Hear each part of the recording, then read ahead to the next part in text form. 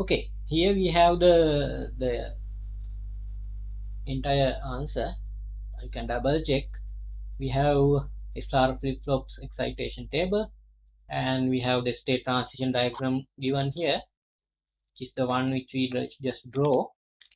Then we have the excitation table, yeah, and also all the signals derivations. And here is uh, one of the simulations I did for you to understand how this behaves. For example, here maybe a little bit difficult to see, but yeah, you can see the signal I at the yeah.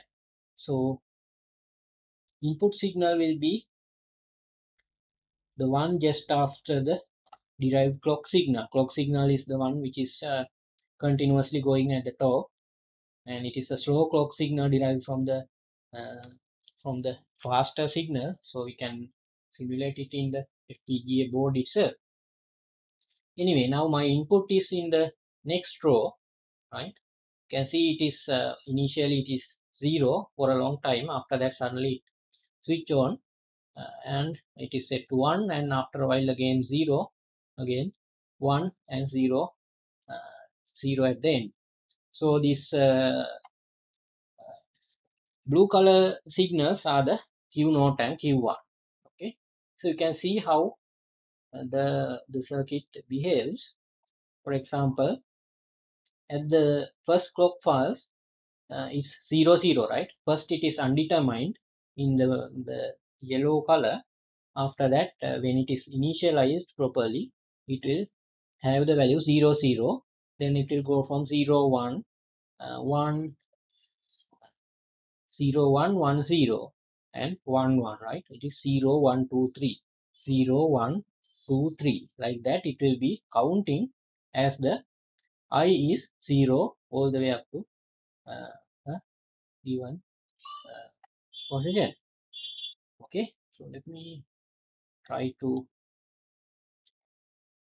make it a little bit larger so that you can see it properly.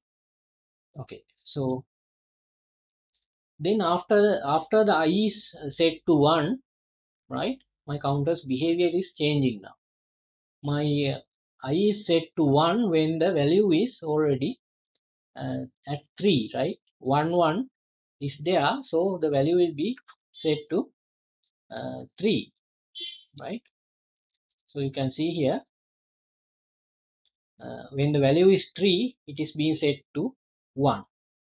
Okay, so then what is the value going to be? From 3 it will be going to 1, right? 3 1 loop. Now we are at 3 1 loop, right? 3 1 3 1 3 1. Okay, here it's 3 1. Then at 3 again I'm going to set the I to 0.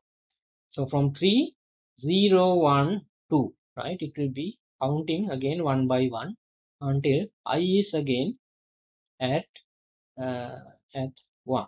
Okay, so now here, now I am setting I to 1 when my current state is at 0 1, right?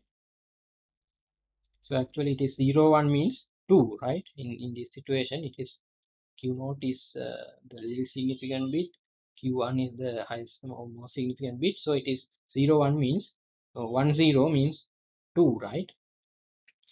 In this situation I will be going from 2 0 2 0 2 0, right? You can see the other loop here, and I'm ending this loop at this place, right? Here what happens is, when I'm ending this at 0, again it will start to count from 0 one by one, right? 0 1 2 3, like that, right? So intermediate signals are also given here for you to see how the SR all the signals are behaving, so you can determine if there is any differences.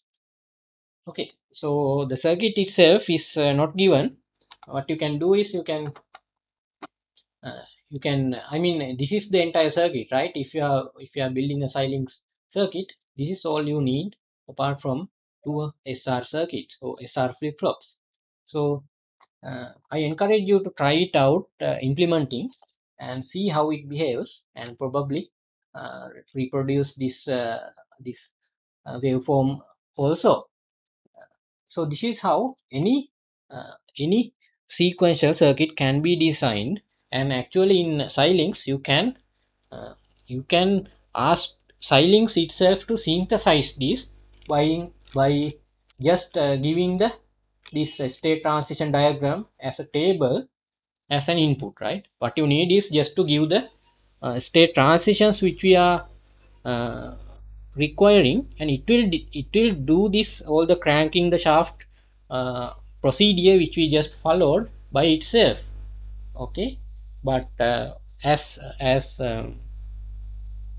uh, starting or fresh engineers who are following uh, or who are following this or who are using these programs, you need to know how uh, underneath what is happening, right? So that's why you are learning this one, and I hope you enjoyed it, and thank you for uh, paying attention.